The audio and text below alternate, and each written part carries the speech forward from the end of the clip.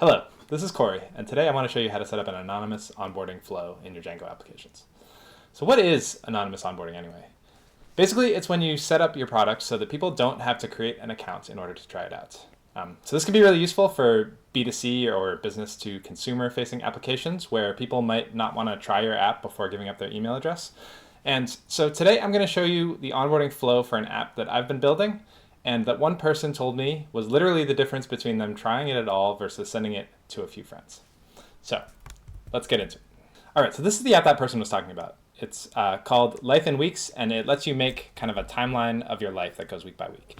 But the details aren't important. What I do want to show you today is how that onboarding works. And so when you load the landing page here, you can click this Make Your Own button, and this will immediately take you to a page where you can just start typing in some stuff. So I'll say Corey Zoo's life. I'll put in a close enough birth date, and I'll put in 100 years, and then I can click Save. And what you'll see is that I am now immediately taken into this page where I can start editing this stuff. I can go in and change things here. I can delete stuff.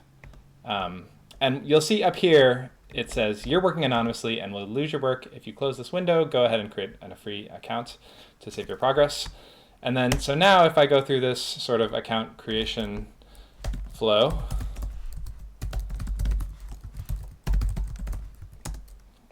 then we'll see we found an existing life and transferred it to your accounts. I've got my life here still, and now I can keep working and be off to the races. So how do you build something like this in Django?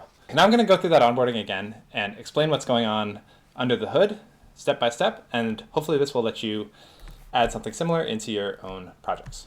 So the first thing I'm going to do is just sign out of here and start this over. And I'm going to go back and click Make Your Own. And so the first thing we're seeing here is just a standard Django form with a few fields here. Let's go life number 2, some different stuff. And now we have filled in our form. So let me show you how this part works first. Let's get into the code. So this is the main data model for the application. It's called a life settings object, and everything kind of keys off of this thing.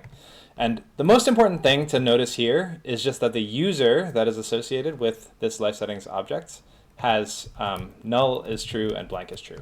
And what that basically means is that the user is optional, and you can create these life objects without an official user account, which is what we've just done here. The other detail you might be interested in is this life ID, which is a UUID field that I use for these URLs up here. The reason I do that is so that if you're not logged in, then you can't just go to life number 4 and find someone else's life there. So use that life ID as a key that goes into the URL to avoid that leaking. So what has happened now is that we have created one of these life settings objects in the database, and we have essentially a null user. And now, since we're in the context of this particular life, we can just work as normal. We can delete, sort of like elementary school, and generally just kind of do whatever we want here. Turn off birthdays and world events. And you'll see that this timeline gets very empty.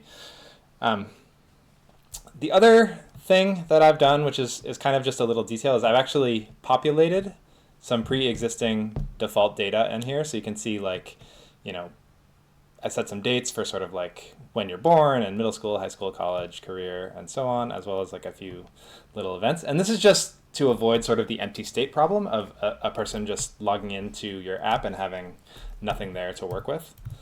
So let me show you how I did that really quickly. You could probably guess, but it's a signal. The signal happens whenever one of those life setting objects is saved, and that will, if it is being created, go in and create these default periods and default events. So yeah, I don't use signals a lot, but this is kind of one example where I think they can be pretty useful if you want to create some default data on save. And it's also a nice way to sort of give someone something they can immediately come in and play with, as opposed to getting them confused by your onboarding screen. Okay, so that's where we are now. There's one other thing that happens, and that will be in the views. And you can see that when we create a life and the user is not authenticated, we also store this life ID in the request session. And that will go into like something that's associated with the browser cookies essentially. And why that is useful is because when the user comes back and finally does create an account, we want to be able to know what life to associate with their account. So we stick that there for the next step. And so now we'll go in, we'll create a new account.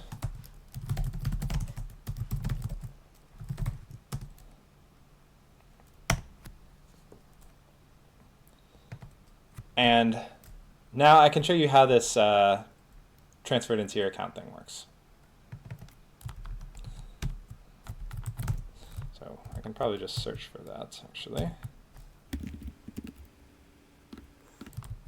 Yes. And so basically, the way this works is that in the homepage of the app, if there is no life already associated with that user, so this is kind of probably logging in for the first time, and we find that life ID in the request session, then we can sort of check if it's there, check if it's claimable, because that life ID could have been claimed by another user. I'm not really sure how that would happen, but you don't want users to be able to claim each other's lives.